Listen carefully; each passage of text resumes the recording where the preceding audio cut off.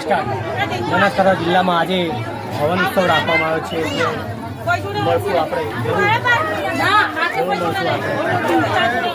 શું નામ તમારું? કમલ પરમાર। આજે બનાસકાંઠા જિલ્લાના સિસવાડા ગામમાં આજે માતાજીનું ભવ્ય હવન રાખવામાં આવ્યો છે અને ત્યાં ધર્મસભા તરીકે અમારે 9 છોકરીઓ પૂજામાં કેટલી ઉંમર છે?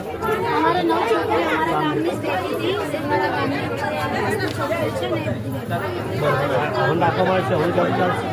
હવન લગભગ 3 દિવસ સુધી સલંગ ચાલવાનું છે। કયો ઉત્સવ છે? ત્યાં પ્રાણ પ્રતિષ્ઠા મહોત્સવનો ઉત્સવ છે।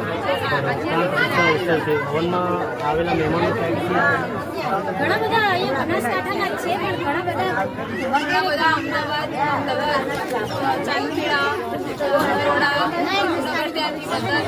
બધેથી બધાના ઘરેથી બધા મહેમાનો આવ્યા છે અને બધાએ પોતાના કુટુંબના છોકરીઓ બધાને તેડાયા છે અને સૌને આવવા ચાલો હાલો હવે। બનાસકાંઠામાં ખોખર તાલુકામાં સિરવાડા ગામમાં આજે ચર્ચા રાખવામાં આવી છે। હું નરેશ પરમાર। તમારું અહીં શું રાખવામાં આવ્યું છે? પ્રાણ પ્રતિષ્ઠા માતાજીની પ્રતિષ્ઠા શિવાળા ગામમાં અને